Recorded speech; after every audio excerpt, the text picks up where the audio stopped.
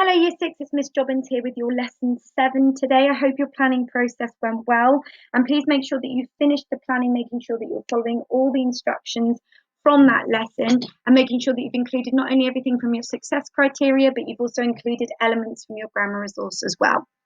Today in Lesson 7, where our lesson objective is I can write a first draft of a newspaper article. As you know, we always start every lesson with a spelling starter. So today we are asking you to look at these common exception words. Using a dictionary, can you write a definition for each of these words and put them into your own sentence example? Making sure that your handwriting and presentation is neat. That expectation is always there. So please can you make sure that you write the word, you write the definition, and then you pop it in a sentence. Good luck. So, as you know, our focus today is writing our first draft of our newspaper article.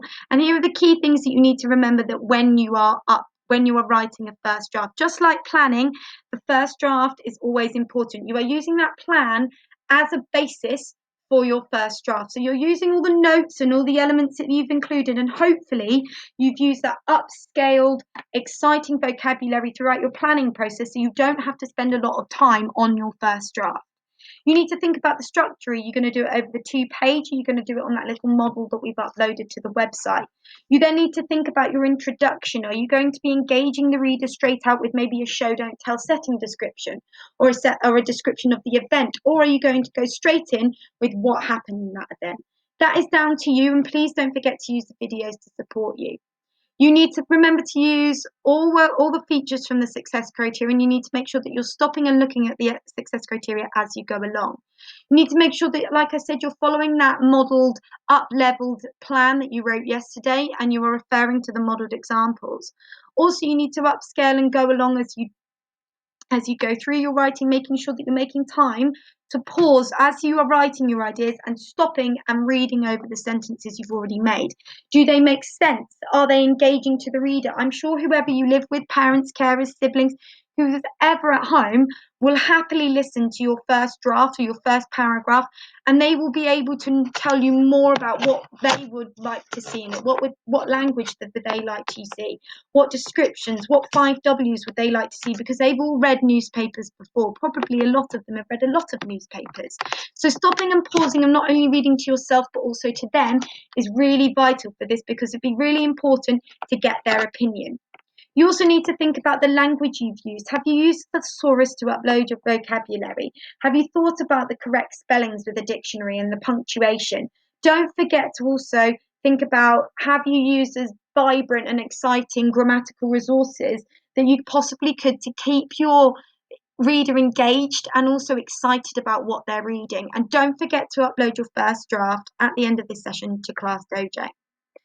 The drafting process of writing your first draft, the drafting process that all writers go through is much more than rewriting.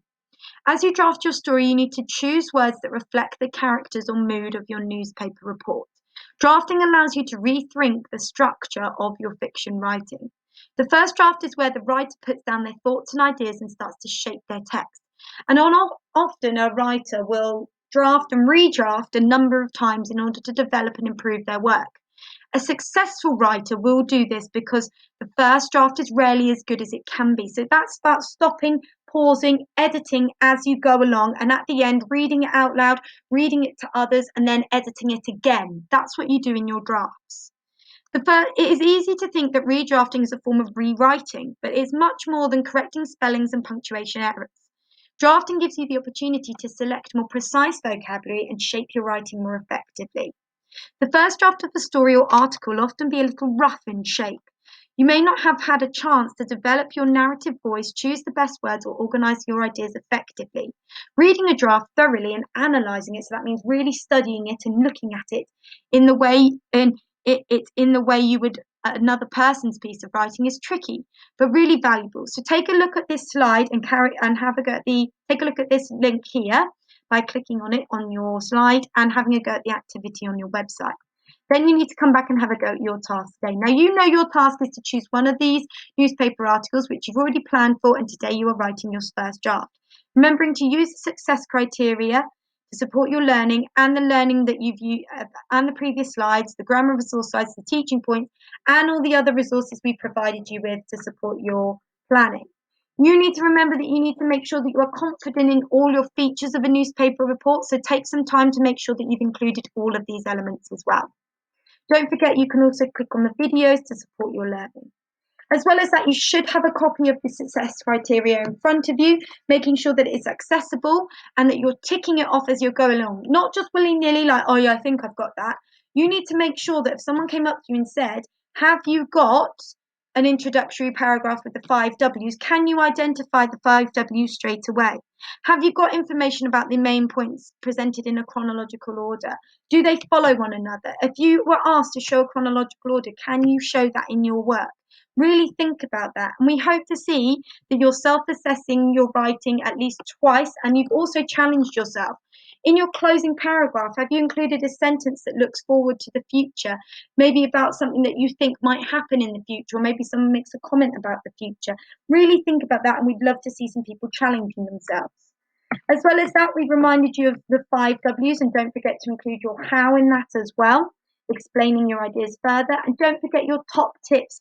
Remember, when you're planning and drafting, these are always important to include in your writing.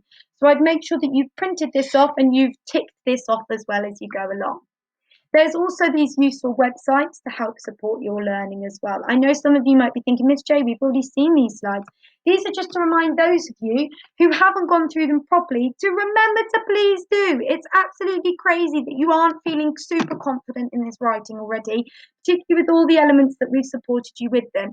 So please remember that you've taken your time to go through each of these and really spent some valuable time looking through each of them. So we hope that that's been helpful to you, and we really look forward to reading your first draft of your newspaper reports. Remember, if you'd like your class teacher to mark it for you or supply you with a bit more information or maybe some things that you might need to include again, please don't hesitate. That is what we're here for. We'd be happy to look through them. Best of luck and good luck with it all. Look forward to reading them and speak soon. Bye.